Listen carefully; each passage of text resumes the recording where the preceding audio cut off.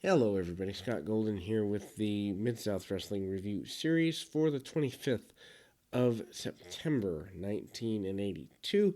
And hopefully, we will have more stuff up for you in the next day or so.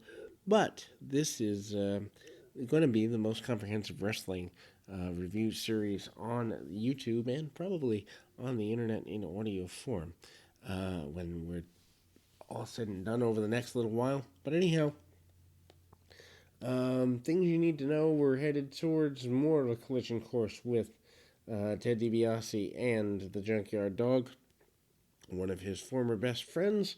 And we are fast approaching the point where Kamala becomes dominant in Mid-South.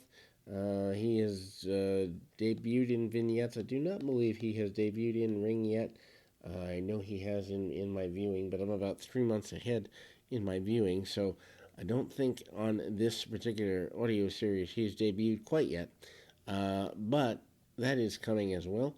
Again, September of the year is a pretty big thing because they start to build towards the Superdome show in November around Thanksgiving time, which is a pretty big deal. Of course, everything is a big deal in Mid South because they are a territory that is very week to week orientated, and if you miss something, you kind of takes a while to catch up. But anyhow, we as we move through this particular week, the 25th, Duggan and DiBiase, another key point here. They are violence erupting when they demand a shot at the tag team championships, and that's something they've been on about for a little bit here. Duggan and DiBiase seem to have formed quite the pact with each other, so to speak, and Kamala gets another promo talking about being in the middle of the jungle, so to speak, and 6'9", 300 plus pounds. He is coming. He is ready to ravage things. The grapplers, two masked individuals against Johnny Rich and Tim Horner here. Horner relatively new to this area. I think his major run in Georgia is 83, so not there yet. But Johnny Rich is relatively new. The other grappler, of course, Tony Anthony, Len Denton, the primary grappler. Hard to tell them apart, but we did kind of see the double switch last week in a singles match, so it makes sense that they would join up as a tandem here.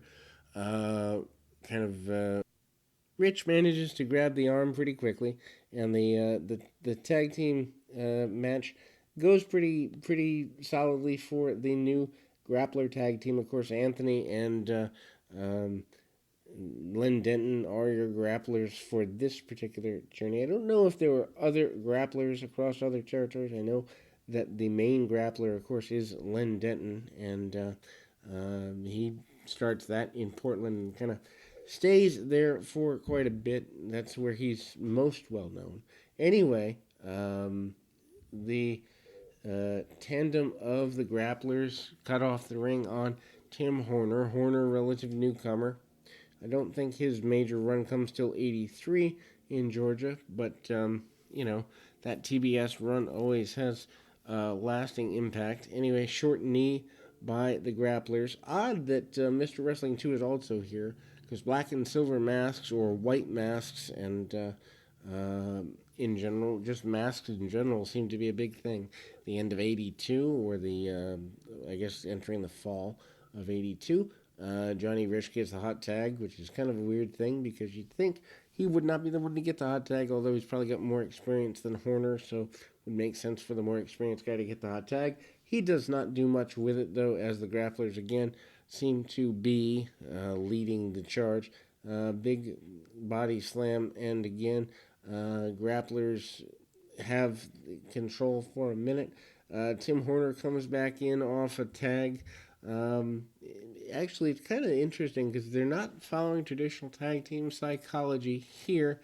Kick to the midsection by one of the grapplers and a shoulder breaker breaks the match down for them, and a knee lift Of course, the knee lift, of course, the big move for Mr. Wrestling 2, so kind of him using that's a big deal, and the grapplers eventually do gain the victory. We move into the next in the series of matches, and that is Billy Starr facing off against a Mid-South favorite. And you see the kids and the families all like going nuts for the Junkyard Dog. Of course, the network version doesn't have it, but his theme music, Another One Bites the Dust, probably helped him get and remain over, I would imagine. Dog doesn't have to do too terribly much to get over these days, I'm sure. But, punch, kick, sends him to the buckle, headbutt. Star heads to the outside in a hurry. He doesn't want to waste any motion in there, and a big clothesline catches him a little high, actually, with that clothesline. Might have caught him in the nose or the face or something. Doesn't look like he did or busted any blood vessels or bust anybody's nose or anything, but a big thump, and away we go. Junkyard Dog with another victory. He's certainly wanting to get things going his way as quick as possible. Larry Clark is the enhancement talent in the next contest against Mr. Wrestling 2.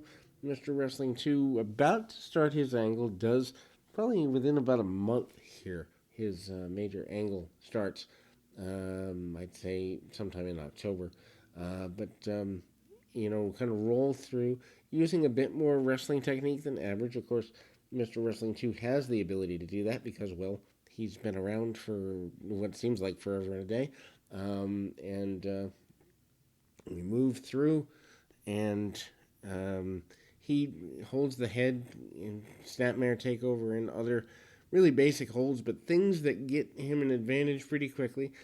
Takes the arm and the clothesline knee or goes for holds back on the knee lift there. Doesn't quite give it off yet.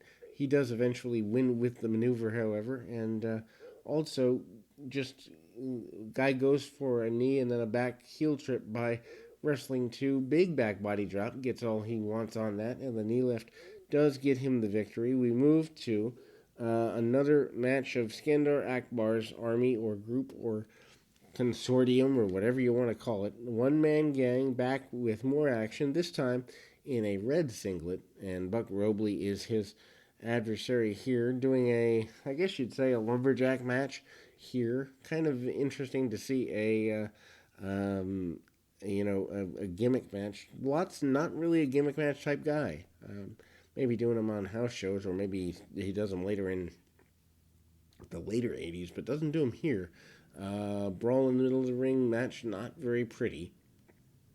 Very basic stuff. Robley goes outside in front of the baby faces, not once but twice, and that does not lead very well.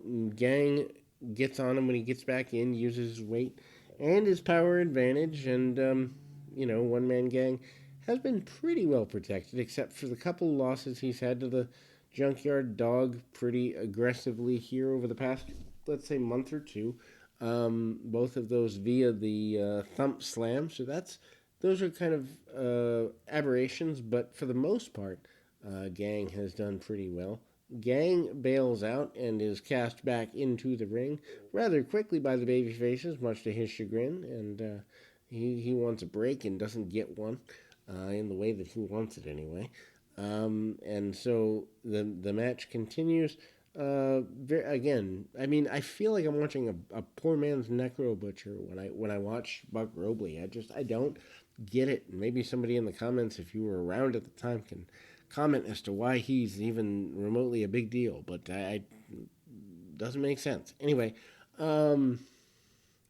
big body slam by the Gang, and drops the knee right on him, and could have gone further with it, but Robley still in the match, trying to get something out of it, and trying to get a pile driver, didn't get it. Tried to kick him out of the ring, didn't get that either. Anyhow, Gang is down, and again, hammerlocks at that point in the match doesn't really make a lot of sense either, especially in a lumberjack match. You'd expect the pacing to be a little bit quicker than they're doing here. A drop kick on the Gang sends him over the top rope backwards, and the baby faces cast him back into the ring. Back in the day when they had baby faces and heels, back in the day when they were drawing money. And so we get a